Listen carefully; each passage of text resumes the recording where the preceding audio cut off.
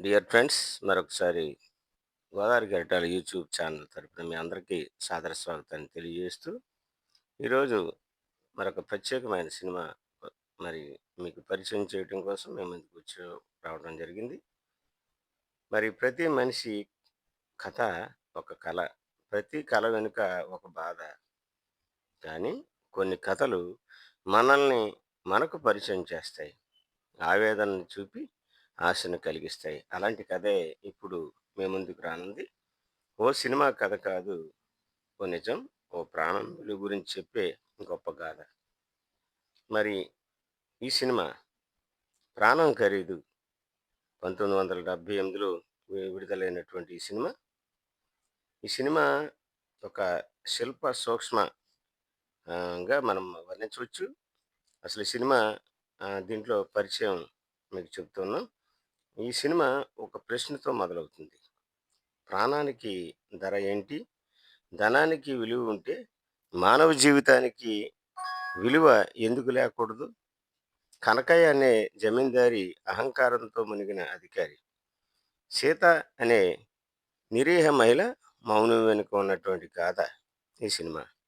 దేవుడు అనే శారీరక బలహీనుడి మనోధైర్యం, అలాగే నరసింహ అనే యువకుడి తిరుగుబాటు, వీరి జీవన మార్గాల మధ్య సాగే ఈ చిత్రం ప్రేమ, శోషణ, తిరుగుబాటు, న్యాయం అనే 4 మూలాల్లో అల్లుకున్న ఒక మానవీయ సంఘటన. 1978లో వచ్చిన ఈ సినిమా సందేశం మానవ హక్కుల పరిరక్షణ, సమాజంలో అసమానతలపై ప్రశ్నలతో నిండిన గొంతు. ప్రాణం ఖరీదు. ప్రాణం ఖరీదు అనేది ఒక సినిమా కాదు. ఒక వేదన, ఒక శోషణకు ప్రతిస్పందన, ఓ జీవితానికి గౌరవం కోరిన ప్రజాఘోష. అవార్డులు మరియు ప్రత్యేక గుర్తింపులు. ప్రాణం ఖరీదు చిత్రానికి పెద్దగా నంది రాష్ట్రీయ స్థాయి అవార్డులు లభించలేదు. అయితే ఈ సినిమా ప్రముఖ నటుడు శ్రీ చిరంజీవి గారి మొదటి విడుదలైన చిత్రం కావడం విశేషం. ఇదే చిత్రంతో కోట శ్రీనివాసరావు గారు తెలుగు చిత్రసీమలోకి అడుగుపెట్టారు. ఈ సినిమా ద్వారా గ్రామీణ నేపథ్యం ఉన్న సామాజిక వాస్తవాలను బలంగా చిత్రీకరించడం చిత్రీకరించడం ద్వారా మంచి విమర్శ, ప్రశంసలు పొందింది. వెనుక కథలు, బ్యాక్గ్రౌండ్ స్టోరీస్. నాటకంపై ఆధారిత చిత్రం. చిత్రం రచయిత శ్రీ సిఎస్ రావు గారి నాటకాన్ని ఆధారంగా చేసుకొని రూపొందించబడింది. దర్శకత్వం సినిమాకు కె వాసు గారు దర్శకత్వం వహించారు. ఇది ఆయనకు తొలి వైవిధ్యమైన సామాజిక చిత్రంగా నిలిచింది. చిరంజీవి గారి ఎంపిక. చిరంజీవిని సినిమాలోకి తీసుకోవడంలో నిర్మాత తాటినేని కృష్ణ గారి సిఫారసు కీలకంగా పనిచేసింది. ఇది చిరంజీవి నటించిన మొదటి చిత్రం కాకపోయినా మొదటిగా విడుదలైన సినిమా ఇదే. కోట శ్రీనివాసరావు గారి తొలి చిత్రం. ఈ చిత్రమే ఆయనకు తొలి చిత్రం కాగా, ఆ తర్వాత ఆయన తెలుగు సినిమాల్లో ఎన్నో విలక్షణ పాత్రలు పోషించారు. గ్రామీణ చిత్రీకరణ. సినిమా బాగా గ్రామీణ నేపథ్యంలో చిత్రీకరించబడింది. ఇది అప్పటి చిత్రాలకు భిన్నంగా నైజంగా ఉండే శైలి చూపించింది. అరుదైన తెలియని విశేషాలు, rare or unknown facts. Chiranjeevi గారి సినిమాలో మేకప్ లేకుండా సహజంగా నటించడం ఒక ప్రత్యేకత. పునాది రాళ్ళు 1970లో విడుదలైనటువంటి సినిమా ఆయన మొదట నటించినటువంటి చిత్రం అయినా ఈ చిత్రం ముందుగా విడుదలైంది. ఈ చిత్రంలోని పాటలు ముఖ్యంగా బండ మీద ఉండి గుండె గుండోడి దెబ్బ వంటి పాటలు గ్రామీణ శైలికి ప్రతిబింబంగా నిలిచాయి. చిత్రంలోని కొన్ని ఘట్టాలు అప్పటి సామాజిక వివక్ష, జమీందారీ వ్యవస్థపై విమర్శగా భావించబడ్డాయి. నటీనటుల సహజమైన అభినయంతో పాటు సినిమా ప్రేక్షకుల హృదయాల్ని తాకేలా భావోద్వేగాలతో నిండి ఉంది. ప్రాణం ఖరీదు 1978 పాత్రల పరిచయం. కనకయ్య అంటే జమీందారు గారు, నటుడు శ్రీ రావు గోపాలరావు గారు. గ్రామాన్ని తన సొంతంగా భావించే అధికారి. స్వార్థం, అధికార దుర్వినియోగంతో ఇతరుల జీవితాలను నాశనం చేస్తాడు. సంపత్తి ఆధారంగా ప్రతిదీ కొనుగోలు చేయమని భావించే మానసిక స్థితిలో ఉంటాడు. అతని పాత్ర చిత్రంలోని ముఖ్యమైనటువంటి ప్రతినాయకుడిగా నిలుస్తుంది. సీత అంటే కనకయ్య రెండో భార్య, నటి జయసుధ. అతి యువతిలోని సౌందర్యాన్ని ఆశించి కనకయ్యతో వివాహం జరిగిన యువతి తన మనసుకు నచ్చని సంబంధాన్ని భరించలేక వేదనతో బ్రతుకుతుంది. ప్రేమ, బాధ, లోపలి సంఘర్షణల మధ్య జీవించాల్సిన యువతిగా ఆమె పాత్ర భావోద్వేగాలకు పరాకాష్ఠగా ఉంటుంది. దేవుడు పేద కార్మికుడు. నటుడు శ్రీ చంద్రమోహన్ గారు వికారంతో కూడిన ఒక కార్మికుడు తన కుటుంబాన్ని పోషించడానికి శ్రమించే హ్మ్, సమానత్వం కోసం పోరాడే వ్యక్తి. అతని స్థితిగతులు, జీవన పోరాటం చిత్రానికి హృదయ స్పర్శను అందించాయి. నరసింహ కనకయ్య సేవకుడు నటుడు చిరంజీవి. ఈ సినిమా చిరంజీవి గారి తొలి విడుదలైన చిత్రం. నరసింహ గ్రామంలోని అన్యాయాలపై తిరగబడే యువకుడు స్వేచ్ఛ కోసం పోరాడుతూ చివరికి ధైర్యంగా ఆ సమాజాన్ని ఎదుర్కొంటాడు. బంగారం సీత అన్నయ్య నటుడు చలం. సీతకు అన్నయ్యగా ఉండే బంగారం కుటుంబ విలువలకు బలంగా ఉంటాడు. కానీ పరిస్థితుల వల్ల సోదరికి న్యాయం జరగలేదనే బాధతో ఉండే వ్యక్తి. బంగారి దేవుడి అక్క నటి రేష్మారాయ్. గ్రామంలోని ఓ సాధారణ యువతి. ఆమెపై జరిగిన అవమానం వల్లే కథలో కీలక మలుపు ఏర్పడుతుంది. ఆమె పాత్ర గ్రామీణ మహిళల శోషణను ప్రతిబింబిస్తుంది. బుల్లెబ్బాయి అంటే గ్రామ మున్సిప్ నటుడు నూతన్ ప్రసాద్. గ్రామంలో జరిగే వివాదాలలో మధ్యవర్తిగా ఉండే వ్యక్తి. కానీ నిజాయితీకి బదులుగా అధికార వంచనకు మొగ్గు చూపే స్వభావం కలిగిన వ్యక్తిగా చిత్రీకరించబడ్డాడు. చాకలి సుబ్బమ్మ గ్రామస్తురాలు. నటి రమాప్రభ. చాలా హాస్యభరితమైన పాత్ర. గ్రామీణ సంస్కృతిలో సాధారణ మహిళల స్థితిగతులను ప్రతినిధిగా నిలుస్తుంది. చిన్న గ్రామవాసి నటుడు కోట శ్రీనివాసరావు. శ్రీ కోట శ్రీనివాసరావు గారి తొలి సినిమా. చిన్న పాత్ర అయినా ప్రేక్షకుల గుండెల్లో గుర్తుండిపోయేలా నటించారు. ఇతరుల ఇతర సహాయ పాత్రలు. కైకాల సత్యనారాయణ గారు గ్రామ పెద్దగా. శ్రీ ఆర్ నారాయణమూర్తి గారు జీవా గారు.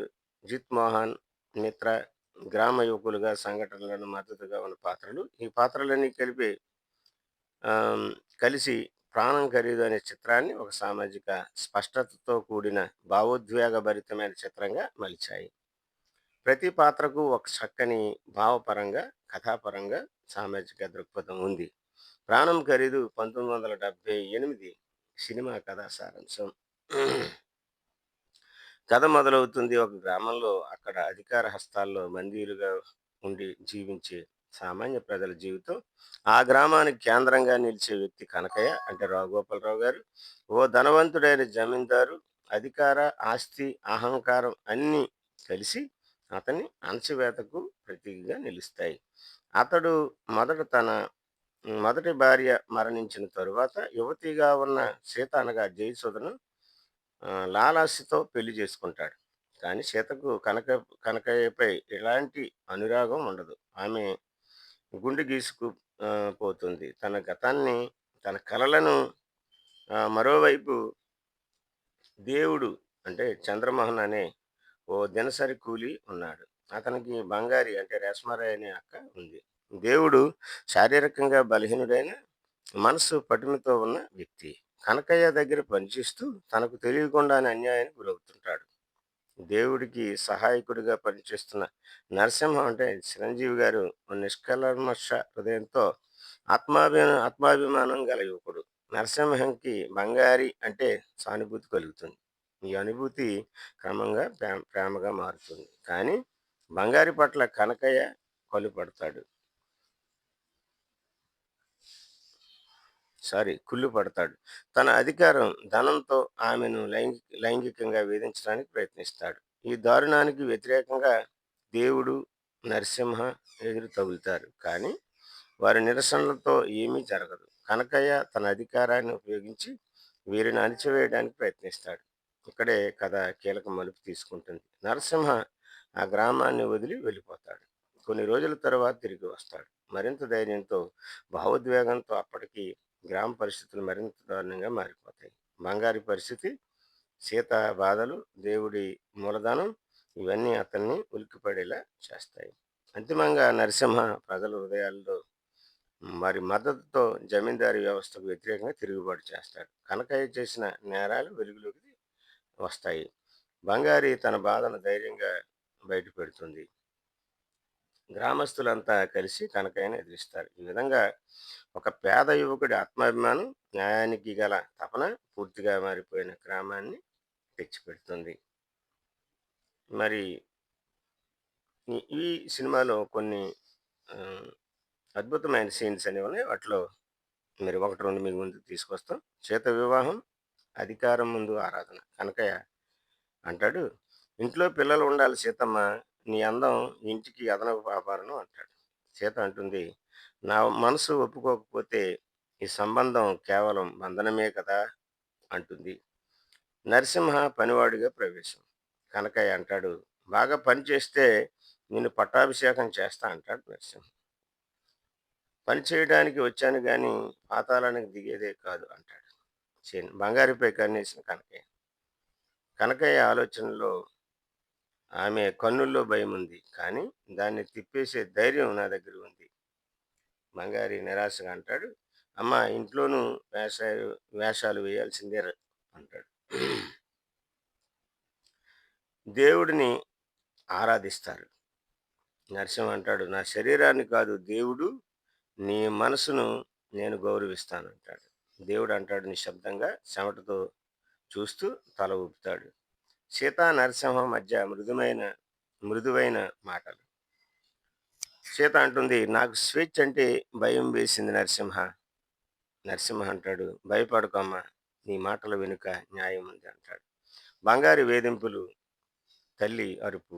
బంగారి తల్లి అంటుంది, "నీ కళ్ళలోని కన్నీరు చూసి దేవుడు ప్రశ్నిస్తాడురా బిడ్డ" అంటుంది.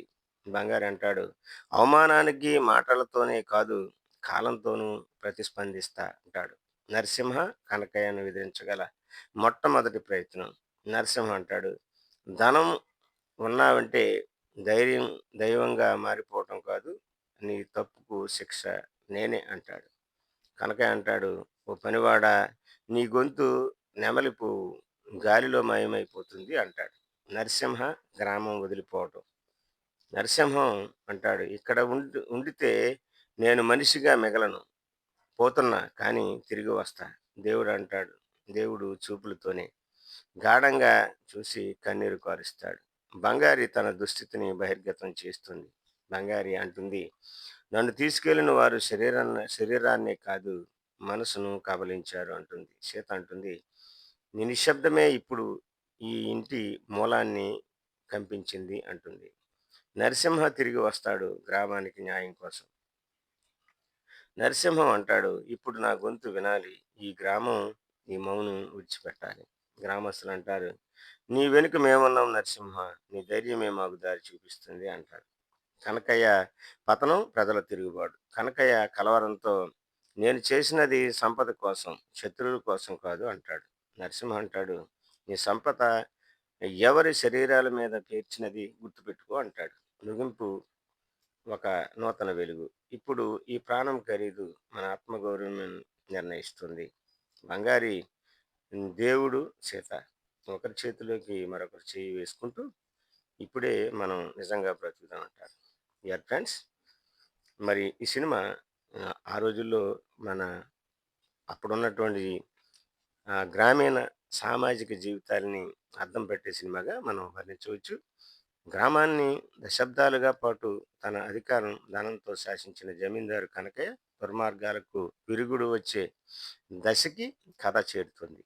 అతడి చేతిలో శారీరక మానసికంగా బాధపడిన బంగారి, మరి అన్యాయాన్ని కోల్పోయిన దేవుడు, తన హృదయాన్ని కోల్పోయిన సీత, అలాగే ఊరికి వెలుగు రూపమైన నరసింహ అందరూ కలిసి ఒక తిరుగుబాటుకు రూపకల్పన చేస్తారు. నరసింహ న్యాయపరంగా ధైర్యంగా ప్రజల ఎదుట కనకయ్య నేరాలు విప్పి చెబుతాడు. ప్రజలు నిస్సహాయంగా ఉండకుండా కలిసికట్టుగా నిలవడం ద్వారా జమీందారీ వ్యవస్థని కూలదీస్తారు. చివరికి కనకయ్య పతనమవుతాడు. అతని అహంకారం, అత్యాచారం, అక్రమ ఆధిపత్యం అంతమవుతుంది. డియర్ ఫ్రెండ్స్, మరి ఇంతవరకు మరి ఈ కథ మరి విన్నారు మీరు. 'ప్రాణం ఖరీదు' అనేటువంటి సినిమా 1978లో ఆ రోజుల్లో మరి ఒక సామాజిక చిత్రంగా మరి ఆ రోజు ఉన్నటువంటి జమీందారీ వ్యవస్థనికి అద్దం పట్టే విధంగా మరి న్యాయం కోసం పోరాడినటువంటి సినిమాగా మనం ఈ చిత్రాన్ని మనం చూడవచ్చు. మరి చిరంజీవి గారి అద్భుతమైనటువంటి నటన, మరి మొట్టమొదటగా విడుదలైనటువంటి చిత్రంగా మనం దీన్ని చూడవచ్చు. డియర్ ఫ్రెండ్స్, ఇంతవరకు మరి ప్రాణం ఖరీదైనటువంటి సినిమా కథ మీకు వినిపించడం జరిగింది. డియర్ ఫ్రెండ్స్, మరి ఈ యొక్క 'గోదావరి కెరటాలు' అనే యూట్యూబ్ ఛానల్ మీరందరూ సబ్స్క్రైబ్ చేసుకోవాల్సిందిగా మిమ్మల్ని అందరూ వినయపూర్వకంగా కోరుకుంటూ, అంత మాత్రమే కాకుండా ఫ్రెండ్స్‌కి పరిచయం చేయండి, షేర్ చేయండి, కామెంట్ చేయాల్సిందిగా మిమ్మల్ని అందరిని కోరుకుంటూ, thank you friends. Thank you one and all.